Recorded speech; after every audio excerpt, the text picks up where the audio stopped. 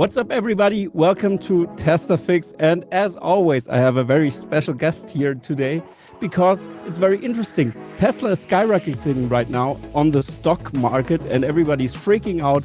The Tesla Q community is crying right now, I think. But needless to say, today we're going to look at Tesla and the supply chain especially, and also the factories, because we need to know why is Tesla performing so good, what is happening right now. And that's why I've invited somebody very special. He's Jeff Lutz, everybody, to highlight these interesting topics. So Jeff, glad to have you on, and maybe you can talk something or tell something our audience that might not know you about yourself, what you do, and how you're connected to Tesla. And then we can just start the episode. Great to be with you. I've spent a couple of decades in supply chain, kind of both on the technical side and also managing the operational side of it. And I did encounter Tesla as an investment opportunity about 10 years ago, and it was very interesting to me.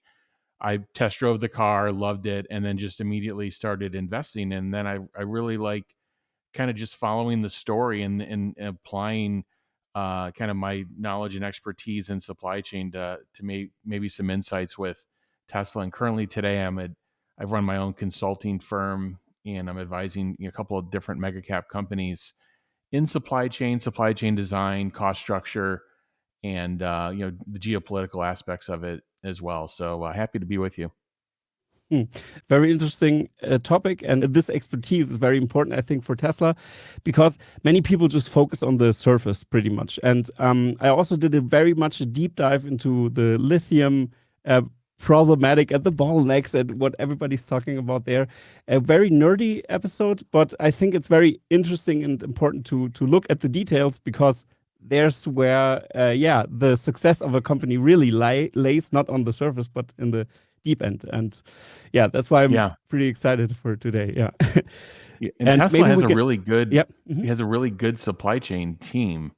I've met with I know this team, many of the team members, and they have a very talented team that's really, it's not spoken about a lot and very widely, but it's actually I call it a kind of a secret weapon for Tesla. When I think of supply chain, I think of the component operations, the technology, and the factories and suppliers to make these components, as well as the actual four-wall manufacturing operations as well. So they have a very, very talented team, and this is a secret. To me, it's a secret weapon for Tesla.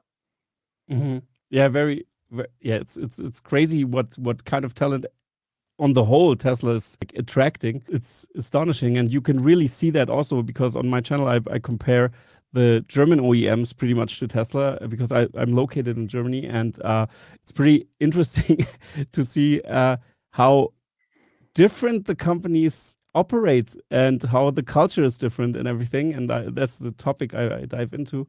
And I think for the introduction to the supply chain, I think it's important to look at something like this, because we had the topic of price increases, price decreases by Tesla. Many people from Wall Street viewed this, for example, as not good for the company actually. And Tesla Q said, oh my God, look at this, they're gonna lower prices, but now they're raising prices again.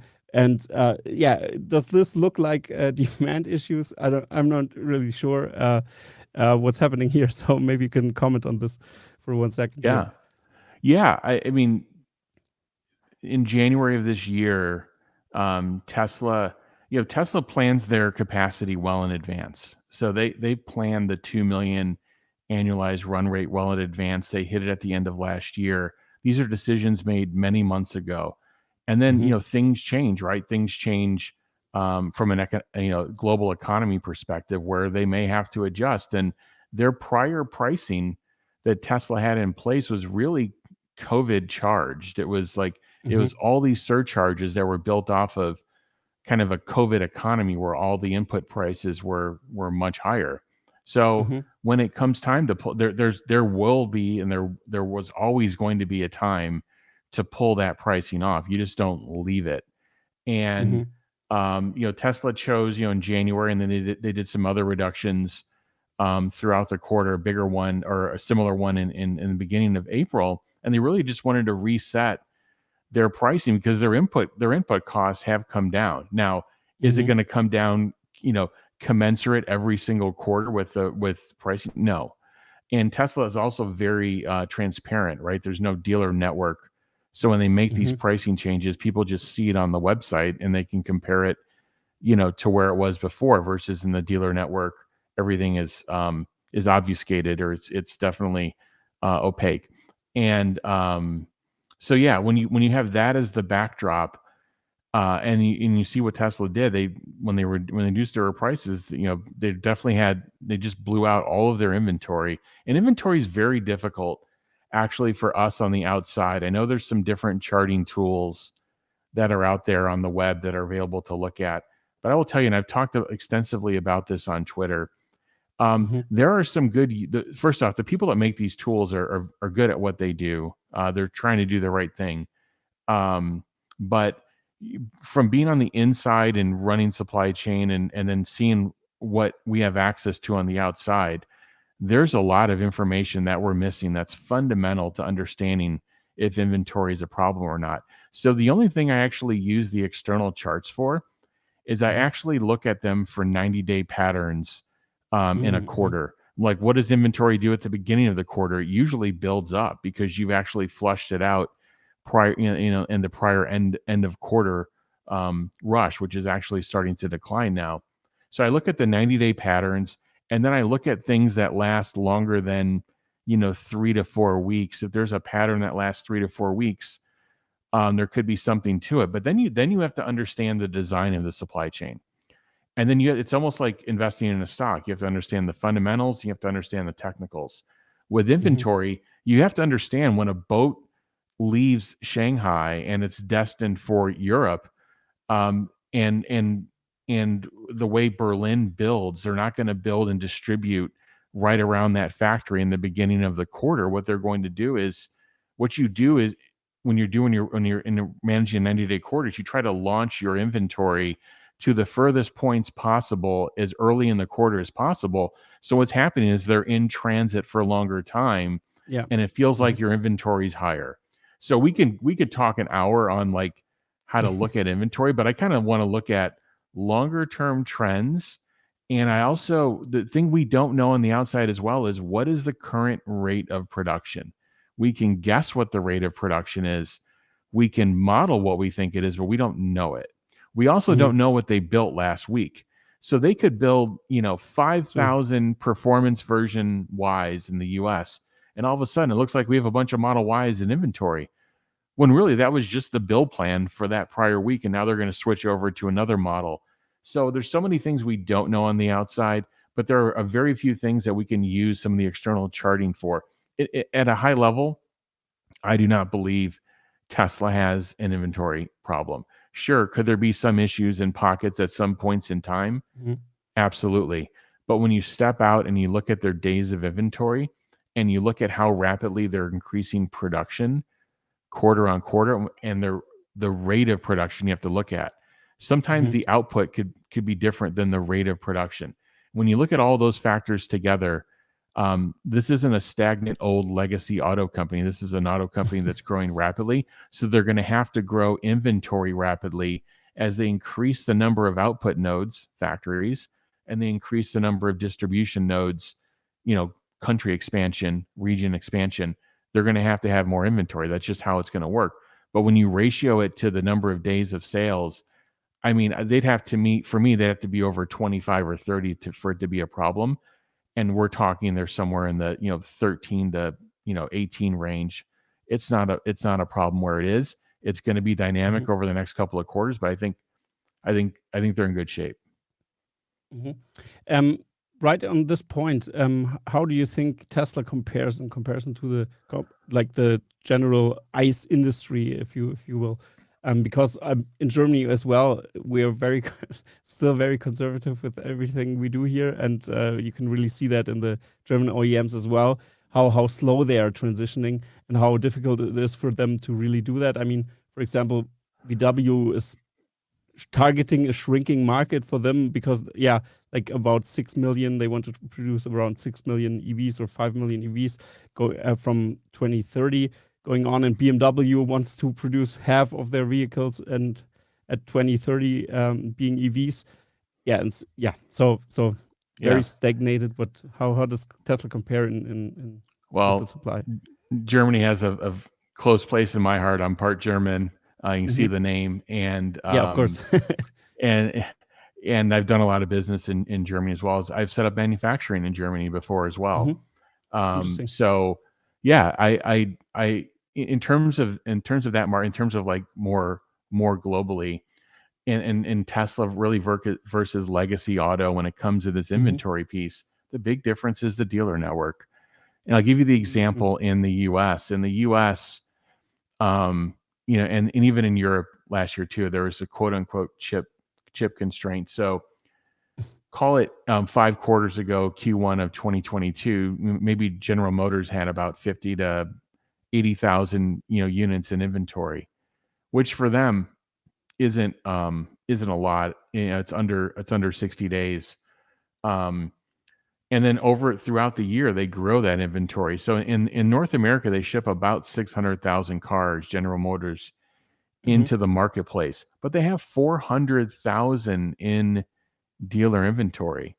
And they also have their own 4-wall inventory and in transit to dealers as well to put on top of that. So it's just a completely different ballgame. It'd be the equivalent of Tesla, building, 500,000 cars and then having 300,000 of them in inventory, and they're just not doing that. That's not what they're doing. At the same, and it's managed differently from an accounting perspective. I get it. It's on the dealer books when they ship to dealers with legacy. I know all that's different, but in general, having more and more inventory nodes and having a longer supply chain, which is what legacy auto has, is not good for the economics of building auto. And when you're dealing with EV and you're dealing with higher price commodities that have to come down over time with volume, you have to enter the EV manufacturing process in a scalable, thoughtful manner of like, I need to be doing things that fundamentally change the architecture of both the product and then how it gets to customers. And that's why they cut out the dealer network. They can't afford it. It's not affordable. You can't have that much inventory out there. And guess what? It may be sitting on their books, but guess what? That's still number of days of inventory between you and the consumer. That inventory is still sitting there. So it's still, even though it's not on your books, it still affects you economically as that builds up. So legacy, I mean, Tesla has better inventory than most of, if not all of, legacy auto in terms of an inventory performance perspective. And that's one of their advantages. It's something they had to do for EV to be more successful than ICE. It's going to take some time to play out, but I think you're going to start seeing ICE players. They're going to have to basically carve out a portion of their company to run it like EV. They can't run the EV portion of their company like ICE because the economics, they're just not going to work out. Interesting. Yeah, and this is a huge overlooked point. I think you're right, because of course, if you just push the inventory to your dealers and it's off your books, it looks very great. But still, for example, if the customer doesn't want to buy their new car, it stays at the dealership. And at some point, I think they won't order more cars or something like this, or deals will be like scrapped, or they're gonna orient themselves differently. So I think that these smaller inventory numbers of the legacy car companies are maybe a little bit inflated when you look the whole supply chain. That's how I understood what you said. It's very pretty huge point actually.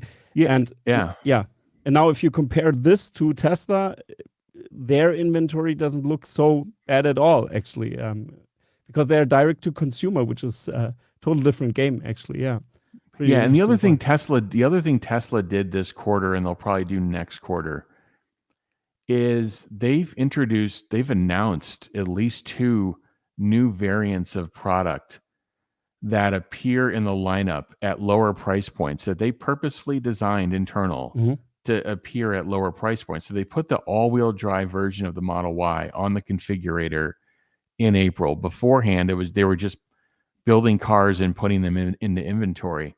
And now they allow you to order that in April. So that's a Model Y that's $2,000 to $3,000 cheaper than the prior base Model Y in the U.S. And then they put the Model 3 long range back on. And then, of course, there's rumors of other cars. Then there's the BYD battery variant that's rumored for Europe. So what I think the game plan in the first half of the year was reset pricing structure, aggressively drive cost structure, and via engineering and supply chain event driven changes, meaning like swap parts out, drive reductions from your supply base. The second half, they're going to do more of that, but they're going to introduce more models at lower price points that hit the gross margin targets. And that's going to be the recipe in the second half. And I believe the second quarter will be the trough in gross margins. And Gary Black has been very public, and I agree with him in saying that on Twitter. And I think that's what markets are actually looking at. It's like, all right, they did all the hard work. That's why all the pricing noise, quote unquote noise, has been these slight increases over the last 4 to 6 weeks to kind of wrap up, this conversation. Yeah, pretty interesting. And how do you think the Model 3 Highland ties into this plan? I mean, you've already said that they're going to introduce lower cost models, and the Model 3 Highland is really like designed pretty much differently on a nearly new platform. You can really imagine that they're going to take this and just based on this, they're going to introduce, this is their new platform actually, and their newest platform. And yeah, how do you think this will affect? Well, I mean, if it looks like this, it's going to get a lot of orders, number one. But here's what Tesla's done at a high level, and this is what's really important for me, is the biggest cost structure items that they went after. They went after things that consumers don't see or necessarily care about. For example, going to the dual casting. Consumers, I mean, the build quality may feel better to consumers, but they're not going to know. In the U.S., there's dual casting Ys, and there's the original design Y on the streets, and people don't necessarily know the difference. So they go after what Tesla did with Model 3 Highlands. They're going after these things that consumers can't see, and massively improving the cost structure on it, reducing complexity in their factories. And when they do that, it allows them to maybe add some features that are very desirable to consumers. Like if they do have ventilated seats in this car or other things, it allows them to put in to enable features and trigger features that are very desirable to consumers while they work on the guts of the car.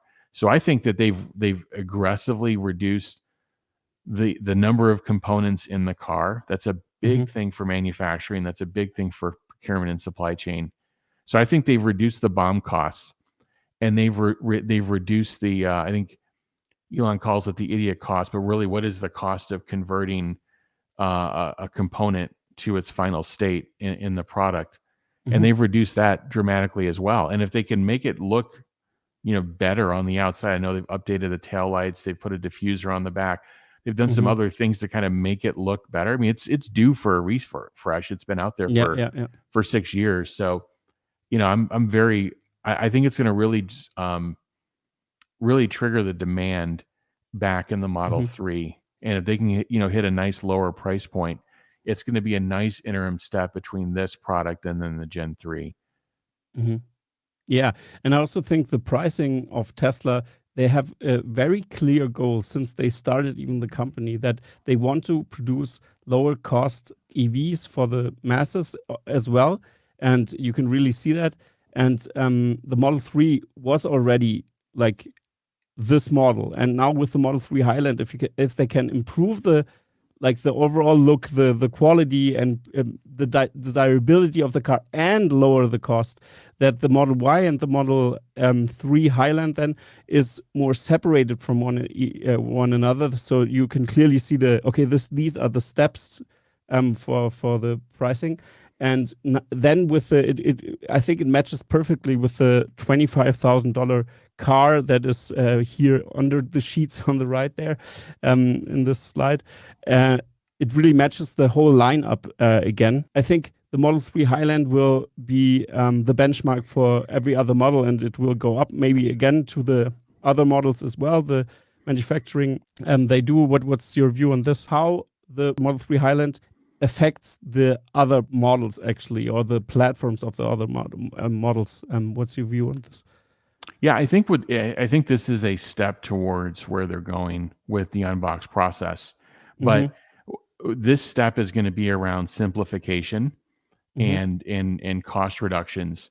But again, not cost reductions in a way of like, oh, this thing feels cheap or it sounds cheap, or it's going to be I believe it's going to be a better car, and like they're a focused on the healthier things. position. Yes, like it's going to be, they're getting the Model 3 fit for a new price point. So how it's going to affect the other ones. I think right now the Model 3 is too close to the Model Y in pricing. So I think it's going to allow them to situate the Model 3 at a lower price point and give the Model Y some room. We saw what happened when the Model Y was getting close to the Model X. And now that the Model Y is this distance from the Model X, it actually impacted Model X sales. So there is a play on the pricing. They definitely want to get things right in terms of where they have products situated, but they know that there's a fairly exponential increase when, as they move down in pricing. There's some pretty big explosive moves if they can just move down, a couple $1,000s in pricing. So that's important. Everywhere, basically every tier that Tesla has entered in, this $50,000 to $60,000 tier, $40,000 to $50,000 tier, they end up dominating over time. If you look at the Model Y right now, the run rate of the Model Y is approaching 1.3 million annualized, which means it would pass the Toyota Corolla. The difference is the average selling price of a Model Y is $50,000. The average selling price of a Corolla is $21,000 to $25,000. So they're achieving significant volumes at much higher price points. So as they move down to lower price points, the volumes could be explosive. I can really see that as well, especially now. Also, on top of this, which I found very crazy, is the $25,000 car coming up, and I think then they have a really also very healthy range of cars, and with a rumored, or we already know it's kind of a van. So I think this, for me as a family man now, I recently became a father 1 year ago, so I know I thank you. I really need a van. So I have a Cybertruck order, but as we know in Germany, it's kind of difficult to get the regulations clear on this thing, and I hope it's going to be approved. But when Tesla will ship the Cybertruck to Germany is a total different story. I think the US market is much more important right now. So it's going to be very late, I think a few years still, but let's see. I don't know. I'm going to drive around with a van or a Cybertruck. Fingers crossed. So, but I think maybe we can talk about the margins now. I'm going to show up the chart, which isn't right now with the pricing that is currently. So the margins changed a bit, of course, but still, I think this really highlights and shows how Tesla compares to the other manufacturers, the legacy manufacturers as well, who really struggle to get the costs down. And the CEO of Ford, Jim Farley, also had an interview recently. You've also, of course, I think you saw that. It was fully charged. And here, for example, you see Ford losing money on the I think it was the Mach-E here, minus $762. Yeah, maybe you can comment on the takeaway margins a bit. And this is their all their business, but basically what's happened is there's been inflated. This was a chart actually from Q3 of 2022. So people still have COVID pricing in place.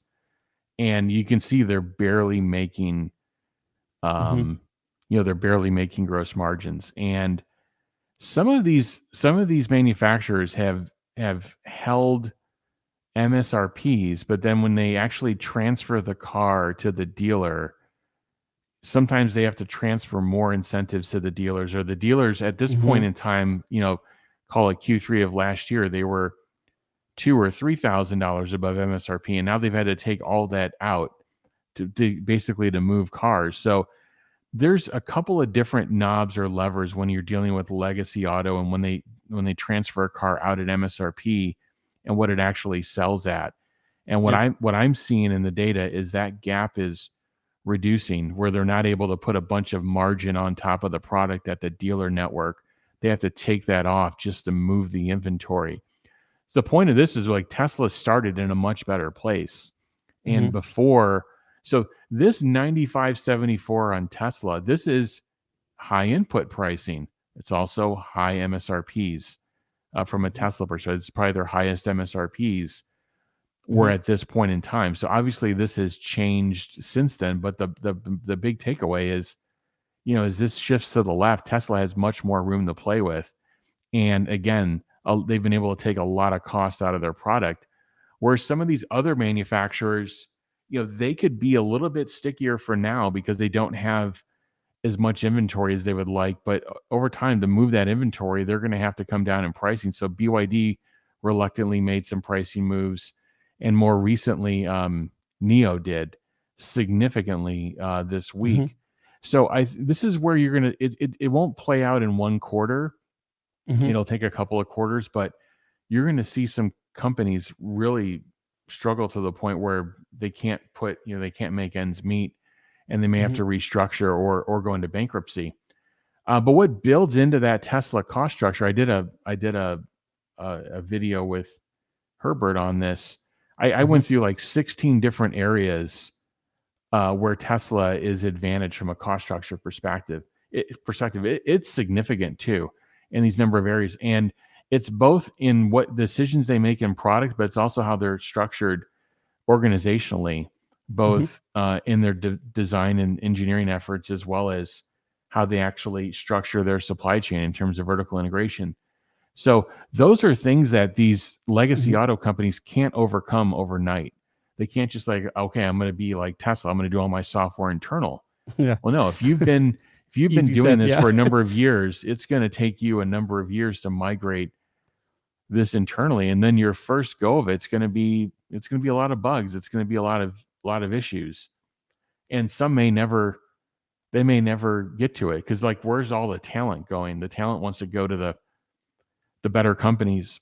So we'll see. I think BYD of everybody on that list, Yeah. I think an EV BYD can emerge fairly strong because they're vertically integrated. They're the only one on here that actually has their own battery business, and people don't realize they have their own components business. I've done business back when I was in the mobile phone world with BYD, and I've known the company. I've known the CEO for 20 years now, Mr. Wong. Mr. Wong is, and this is what I think is where all this kind of comes together with Ford and all these different companies and the CEOs coming out. I believe the EV vehicle is going to require a highly technical CEO and leadership team to bring it to market, because it is really a software defined vehicle. It is it's not just words anymore. Like, you need software to run multiple parts of the vehicle to get the kind of efficiencies needed so you can reduce the size of the battery, and which can reduce the mass in the car, which could give you longer range, and it kind of turns the whole flywheel on it. And I think you need to be a highly technical CEO, and Elon is, we know that very well. And Mr. Wong at BYD is also, he's a chemical engineer. He's highly technical, drove their battery business. And I think these two are they're going to do quite well. And then someone else will emerge. There'll be some restructuring. Maybe one of the startups will emerge and gain scale. But I believe Tesla and BYD are going to do really well. Yeah, that's true. I mean, you could really see this during the chip crisis that we had. I mean, Legacy Auto always shouted, Great point. It's because of the chips. Sorry, it's because of the chips. Yeah, but chips are also talking with software, of course, and you need software developers, chip developers inside of your company, vertical integrated.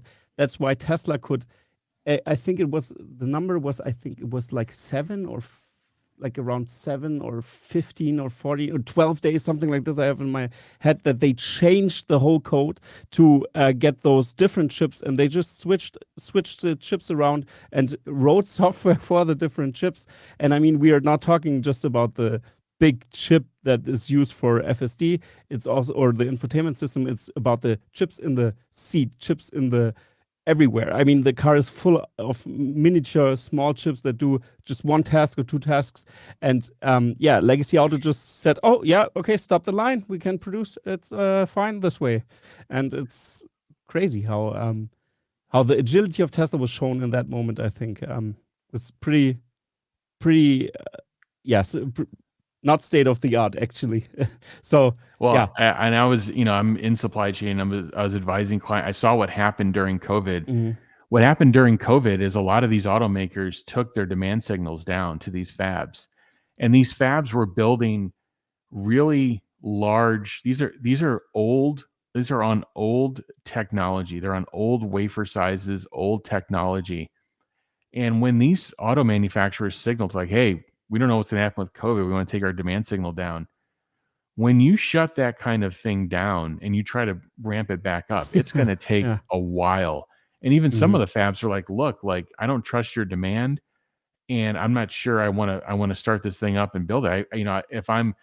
Some of these fab operators have multiple fabs, and if they have a 30 nanometer fab and they have a 4 nanometer fab or 7 nanometer fab, they know the 4 and the 7 are going to get tons of business in the future.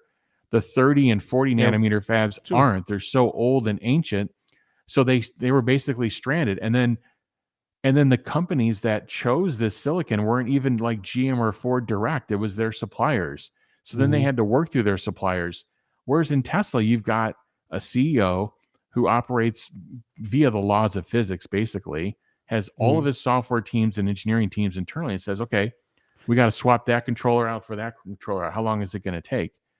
And instead of getting some answer like 6 weeks or 8 weeks, and then we got to go and do accelerated life testing, I'm sure he got a plan that was down to the day and hour in terms of what's needed. And then, tell me where the laws of physics need to be violated, and then I'll know you're at the core of the plan.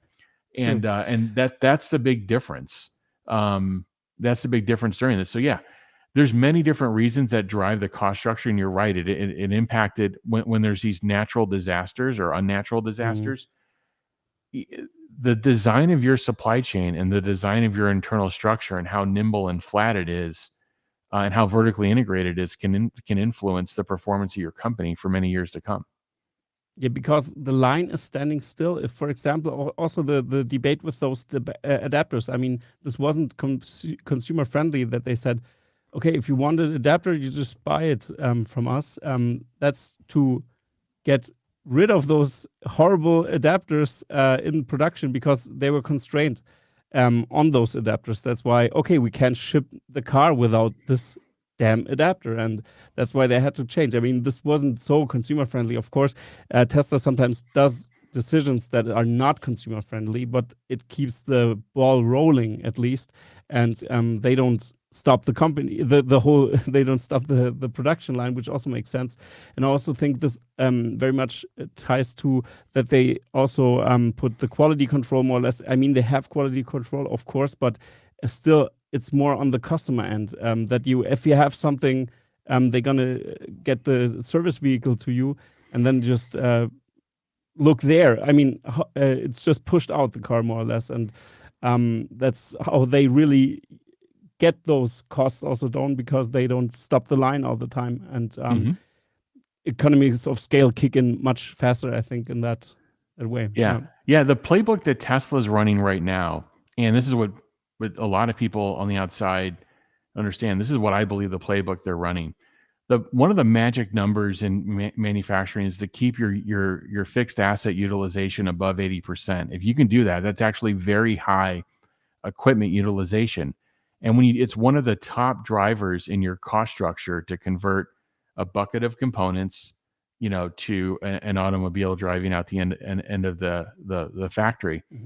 And this is what I believe, instead of just allowing some of this consumer demand to kind of dry up, Tesla's like, okay, what do I need to set my prices to to keep my factories running. If I keep my factories running at greater than 80% utilization, I keep my suppliers running at greater than 80% utilization.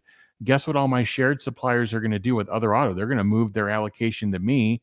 I'm going to have all the components I need, and I'm going to push them because I'm increasing my production every quarter while other manufacturers are flat to declining. So I'm going to push them on cost reductions.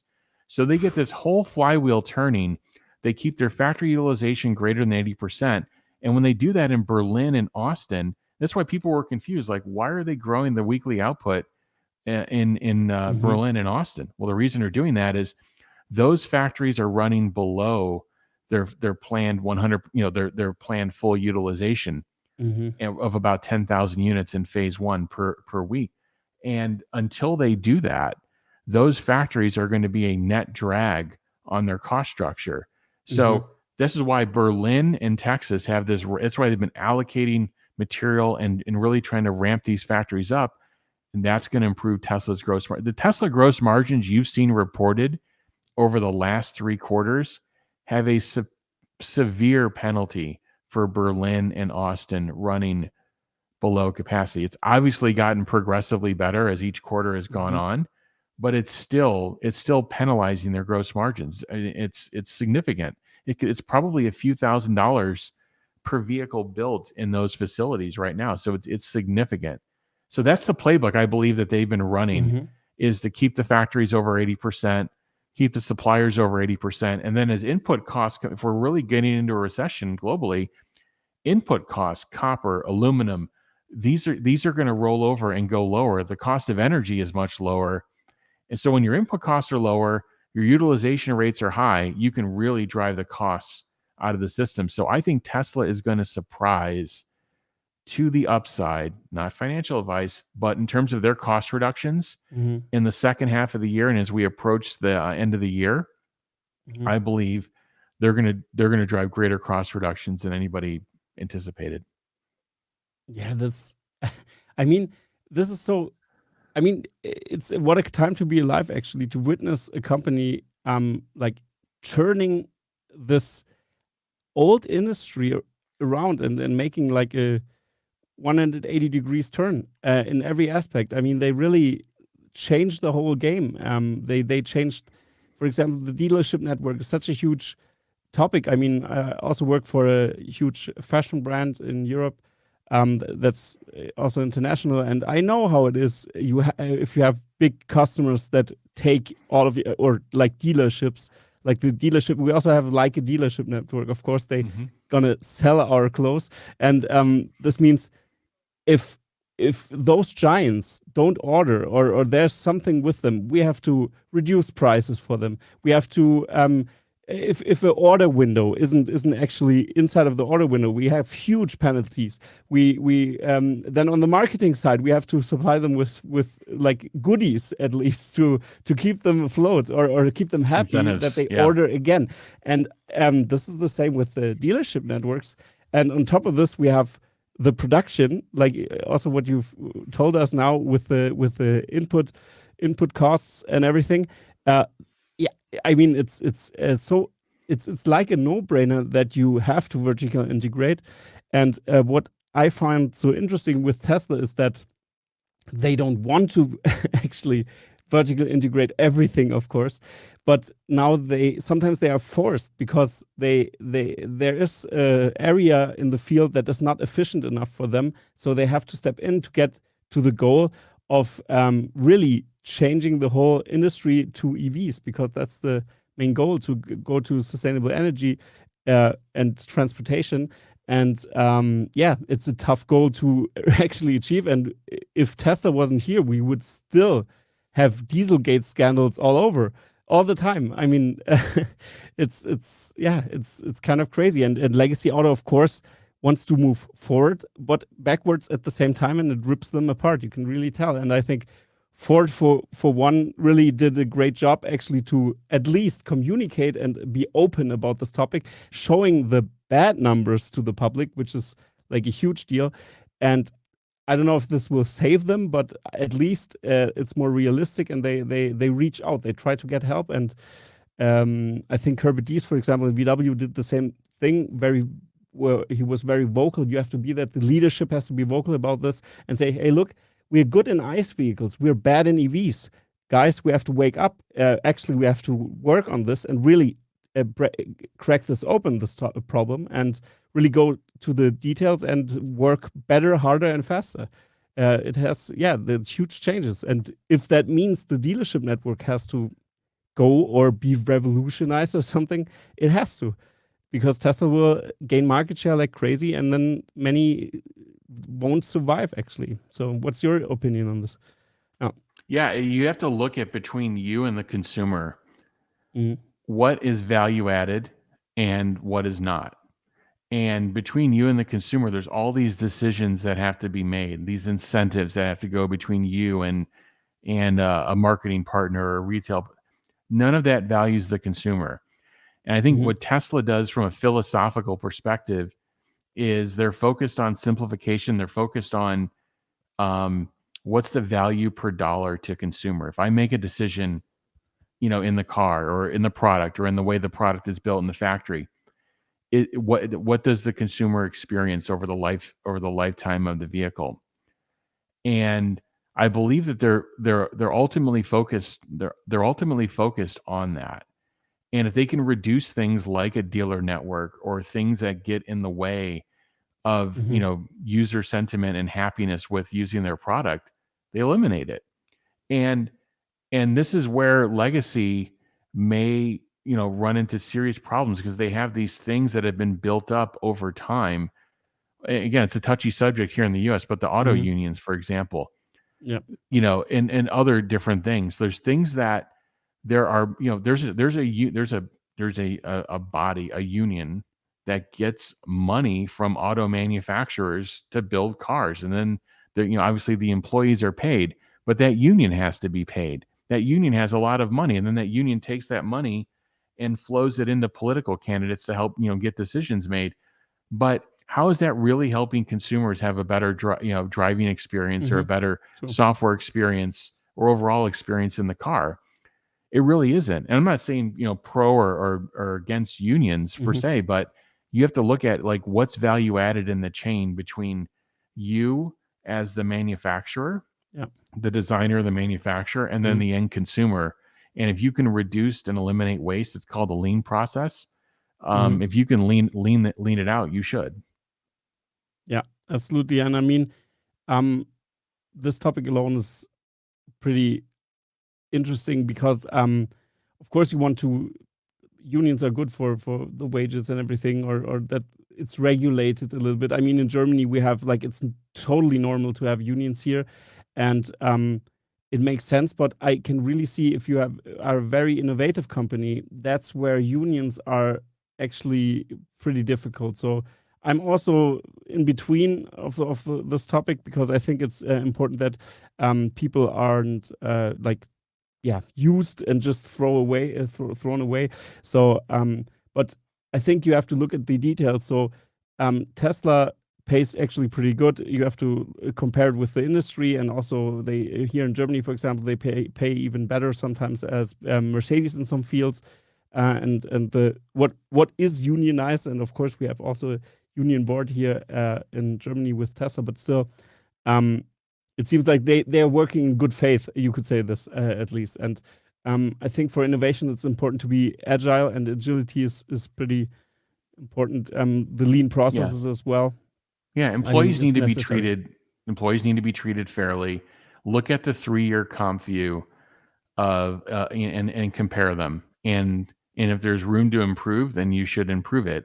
If there isn't, you may have a superior method of employees being paid based on the success of the company Hmm. and the growth of the company. So it's complicated. We're not going to solve Hmm. it here, but Yeah, it's more of a general, talking to the cost structure topic of yeah, how do you eliminate and lean out, things that aren't yeah. readily visible to, to the end consumer of your product, Hmm. while you treat your employees fairly, while you have responsible Yeah, sourcing and do all the things you're supposed to do. But how do you do that? And I think that's where Tesla is squarely focused. yeah. And I also think like the consumer centricity It's so interesting, I think, because legacy auto is such an ancient, like it's like they are here for over 100 years now, Mm-hmm. and it's interesting to see they come from the industrial revolution actually. So this means they kind of see the consumer as on the end of the line. The last part is the consumer, but software companies took the consumer and put them into the center of their focus.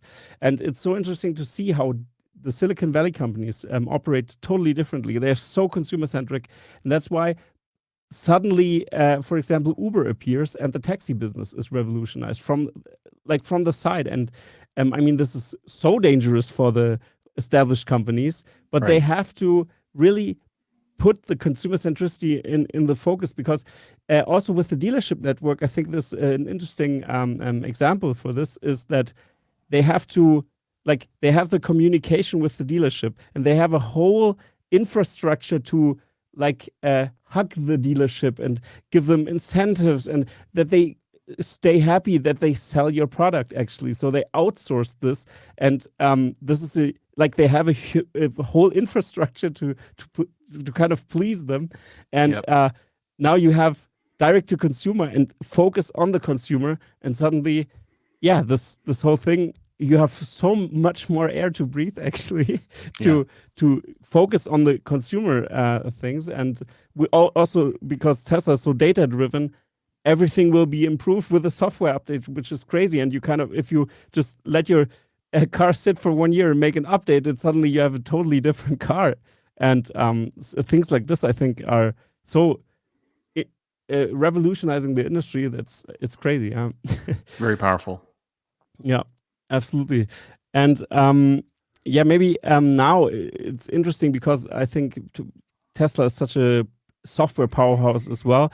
And I think we can maybe I show a clip from the what CSNBC had to say about Tesla, and maybe you can comment this for 1 second. Metric, which is known as the Relative Strength Index, RSI, measures the speed and magnitude of recent price moves. So if an RSI is above 70, it's considered overbought or overvalued, and if it's below 30, it's considered oversold. More importantly, though, it can indicate a security may be ready for a trend reversal in price.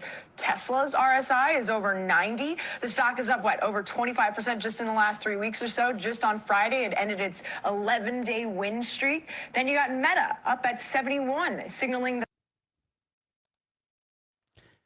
Yeah, this was just a short clip from Twitter, but I think it's interesting to see how at least the finance media, this part of the finance media, looked at Tesla, or looks at Tesla, the outer view again, because I want to put it in perspective. I think it's interesting to zoom in and zoom out a little bit to go back to the surface again as well. What's your comment on this? Yeah, I think there's television? this there's a lot of groupthink in financial tech media, and there's a lot of implications on if you advertise and if you put billions of dollars into the ad network, you get different treatment in print media, in television, and online media.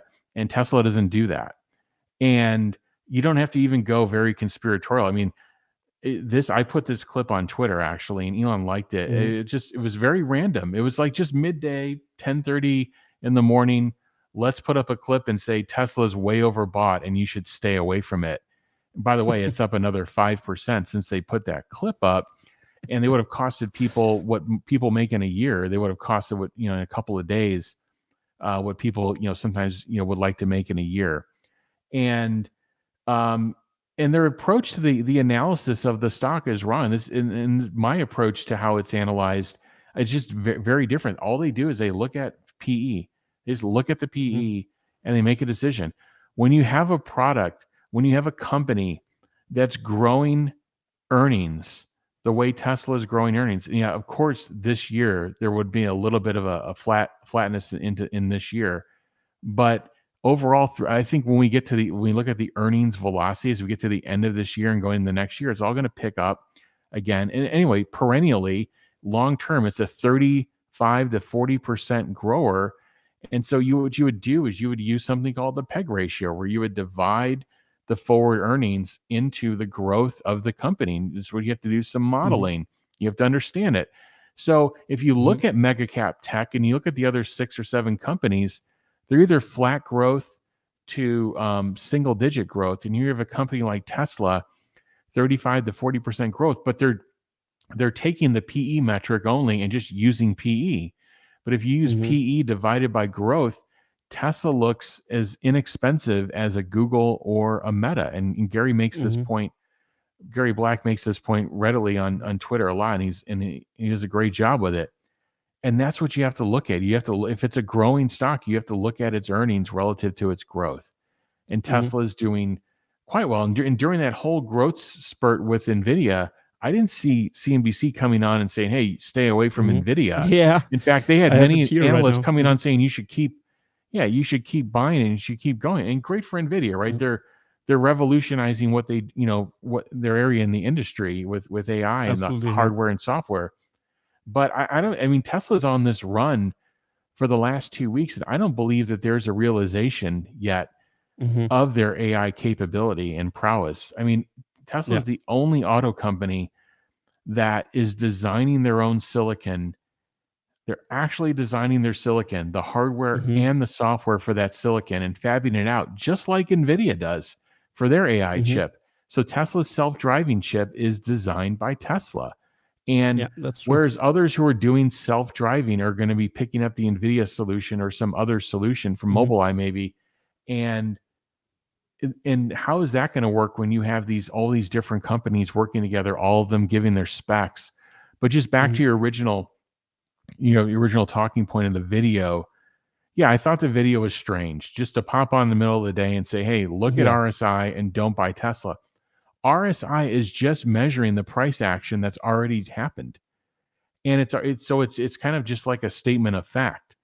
It's kind of like, well, I ate 5 pounds of food. Like, why do I feel so heavy and so bloated? Well, you ate the 5 pounds of food. Tesla went on this run, so their RSI is going to be, it's going to be high at this point. But if you think medium term, you think long term, if a company's growing, you really have to look at their earnings divided by their growth. Yeah, and I mean, 30 to 40% growth is no joke, actually. I mean, we're talking Amazon numbers, early 2000s, and for me at least, I also view Tesla as just starting, actually, and it's interesting to see what the penetration, what Tesla can still do with energy, with all the fields, robotics, AI. I mean, it's like an ETF in my opinion. So again, no financial advice, just an opinion of mine. I don't want to consult or be a consultant for anyone on this space because I'm a designer. So nothing with numbers here. So everybody can make decisions for themselves. But I think really it's pretty interesting. And I mean, it's so interesting that they really compared NVIDIA with them because I mean, NVIDIA has a PE ratio of here, it's 218. I think it's from today actually, it's from today, the numbers, and Tesla is right now at 75 PE ratio, and but also look at it long term, then you can really see if it's overbought. But it's interesting how they really try to really paint Tesla as a huge danger in comparison, and not even mention how huge NVIDIA is. Of course, they have, I mean, it's reasonable in that sense that they are really revolutionizing also the market in the AI space, and NVIDIA does a great job, like you said. But interesting. I believe both companies are going to grow into their earnings. So I mean, there'll be pullbacks along the way, but I believe both companies will. I think analysts tend to, so that PE number is based on if it's a forward PE, it's what analysts believe the earnings will be in the future. And I believe they overshoot and they undershoot. And normally with Tesla, they tend to undershoot and have to catch up. I think there was a little bit of a surprise coming into the first half of 2023, so they bring everything down, but I think they overshot that. And I think they're going to have to now bring them back up pretty rapidly. Yeah, that's true. So Elon Musk said a lot of the times they build the machine that builds the machine.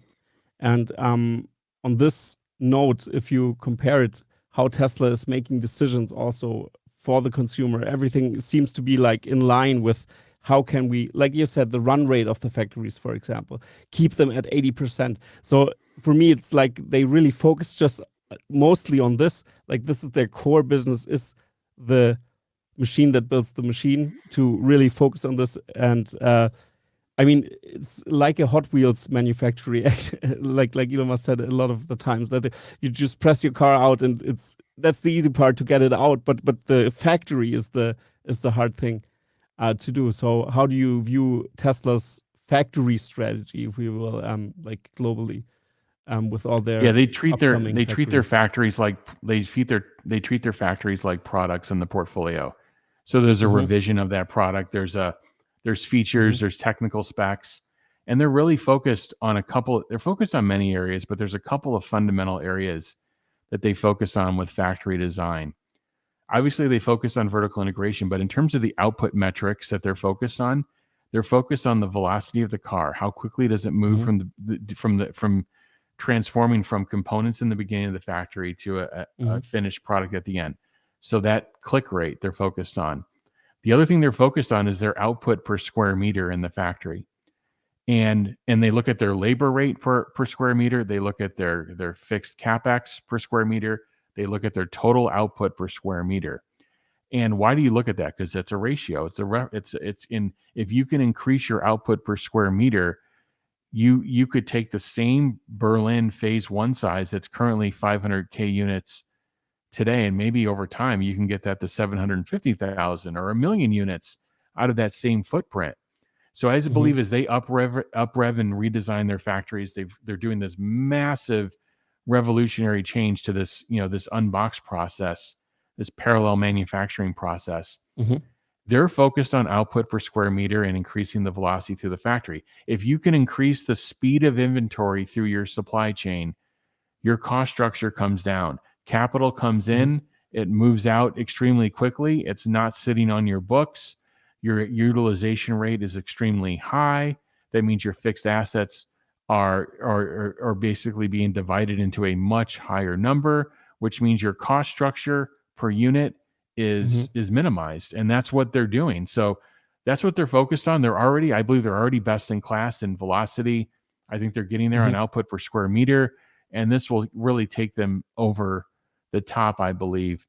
And again, they're up revving their factories like they up rev their products. The bill of materials in the product, they're focused on that structure, that performance, that value per dollar to consumer.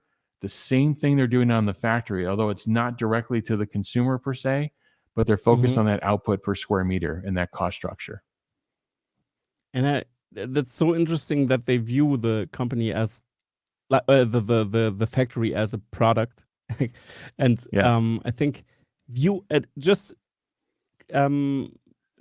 talking about this as a product is changing everything. Like you said, the KPIs changed. Maybe you really think about the factory differently, and suddenly it's about how many factories do we need, where do we need them, and stuff like this. I mean, of course, I assume that VW and everybody else also does this similar things, but what's your view? What do you think Legacy lacks in that regard as well in comparison to Tesla? Because nobody has really a look inside of the company. So with your expertise, maybe you have a little bit more of an angle in that sense, because for me as an outsider, I can't really even compare those two, because like many companies are very secretive, and it's difficult to watch through this forest if you're not an expert. But what do you think? Yeah, I mean, one of the things my consulting company does is they teach concurrent engineering design for manufacturability. So is how do you bring the manufacturing effort up, and how do you bring it to be in parallel, if not before, preceding the product design and development decisions? So as those decisions are being made, they're being made with a manufacturing framework in mind, to not limit. It's not to limit. It's actually to help grow it. And can we build this thing faster? And can we do it more inexpensive? If we can take cost out up front from a manufacturing perspective, you may have more degrees of freedom from a design perspective to do what you want. So I believe where Tesla is fundamentally different, by the way, fundamentally different than a lot of companies in the Bay Area as well, is bringing that manufacturing element and build in. Basically, Tesla splits up the car in the auto sense. They split it up into various modules, and you would in the conventional world, like the electric motor. Well, in legacy, electric motors developed by some other company. Some other company's doing the software for it, the hardware, and then they're shipping it in. In Tesla, it's internal. Okay, so boom, we've solved the vertical integration piece, but it's not just an internal design team.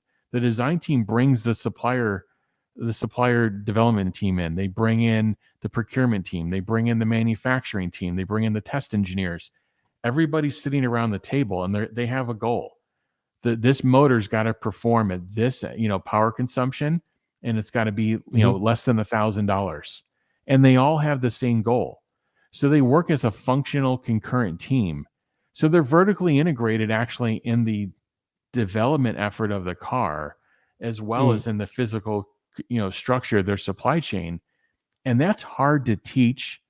And that's hard to re-architect a company to do if they haven't been doing that this whole time. So I think that's where Tesla is fundamentally different. It's also in the culture. It comes from Elon all the way down, of like that model, that Gen 3 car. He probably has a number on that car. He goes, that car can be no more than $18,000 in total cost. And then they've sat down as a leadership team and split out. Well, how do we get to this? But we get the right product, the right scalability, the right quality, and how do we do all that together? So I think that's where they're fundamentally different. They're a unit. They're together. The manufacturing effort is concurrent with the design effort. I would like to add here that also the lithium refinery also ties into this a little bit, what you've just said, because this will be more or less, I think, a model plant also for lithium refineries. How can we improve this?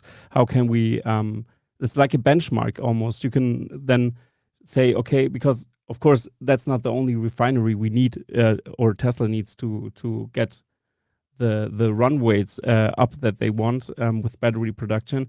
And now Tesla doesn't want to, but has to do refining because it is a huge bottleneck. And lithium, at least in the view that there are a lot of lithium on the planet, actually, I'm going to put this up. So these are potential lithium sources, you could say, and refining is actually the bigger piece that is a bigger bottleneck. So Tesla focused on this. I think what people also really much overlook, Tesla is a tech company. Tesla is a tech company who has a different system how they manage their stuff. They have AI to manage many processes on the way, and people overlook this. And if you're somebody from a traditional refinery, some even don't integrate those technologies to the degree of Tesla. So this means this will be actually a benchmark, and maybe they're gonna change the industry here as well, because they will develop internal software for this to run this also. And I think this is also a huge overlooked advantage that Tesla has, in my opinion. What's your opinion on this? Yeah, raw lithium is called lithium carbonate. The refined product is called the lithium hydroxide. That's where the bottleneck has been. There's plenty of lithium on Earth to power EVs, to power stationary storage many times over from what we have today. It's the refining process. It became a cost bottleneck and it became a supply bottleneck concurrently. The two were probably intertwined. And that's why you saw the spot pricing moving up over the last year ridiculously. So I'm sure Elon and the team went back to the suppliers industry and saying, look, we need this under control. We need this to supply. We need the cost stability as well. If you can't do it, you're going to force us into the business. And that's what happened. Tesla has the capital now to be able to enter and do things like this. And so they're going to be able to take raw lithium. I think they're also going to be doing recycled product as well. And they're going to be able to work with both in this. And they're going to set a benchmark for pricing. And when they go to negotiate, they'll still work with suppliers for refined lithium hydroxide. But now they're going to have their own internal benchmark. They're going to be able to leverage the two and say, look, if you don't give me the pricing I need, I'm just going to make more of my own product, and it's going to put you, out with others. So they're really giving themselves a competitive advantage when they do stuff like this. And they're basically increasing the stack on the vertical integration piece.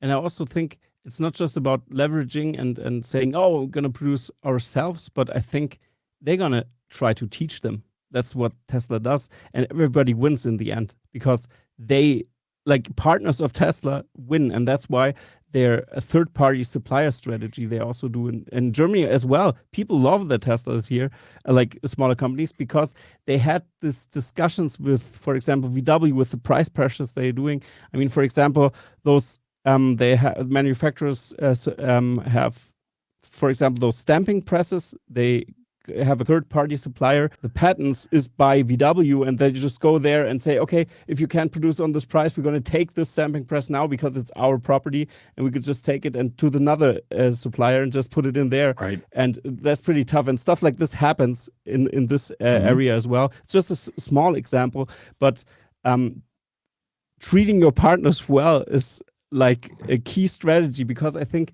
Tesla doesn't view the industry as, oh, we're going to compete with Ford, we're going to compete with GM, we're going to put them out of business. That's not what they want. They want to actually help them, even like open up the patents, say, here, use this.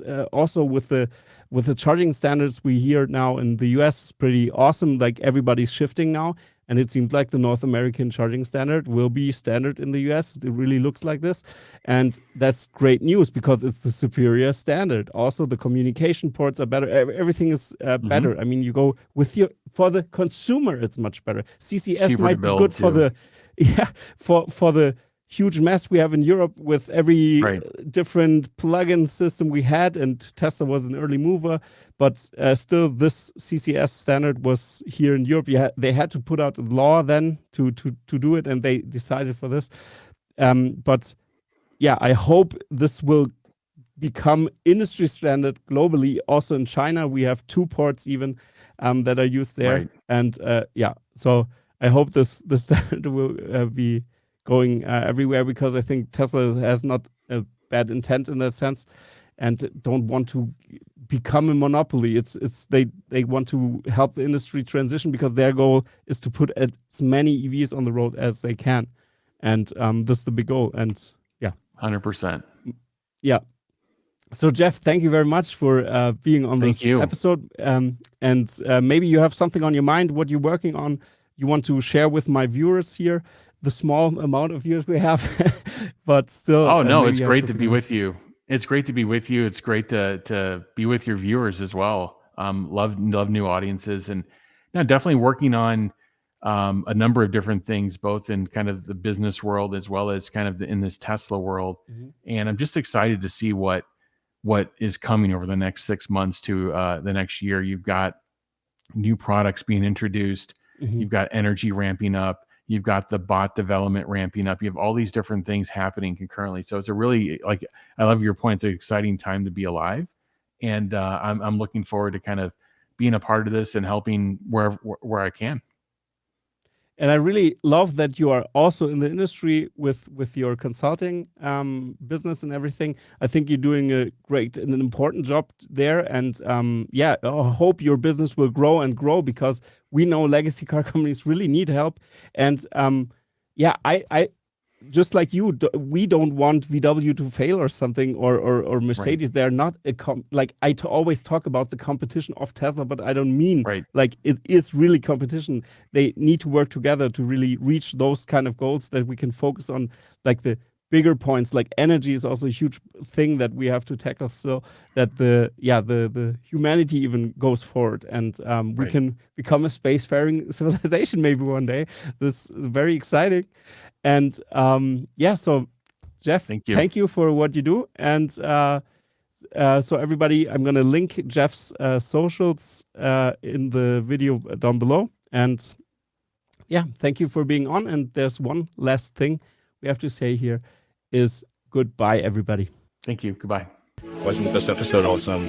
Let's accelerate the pace of innovation by subscribing to Tesla Fix. It is my absolute favorite channel on the whole interwebs.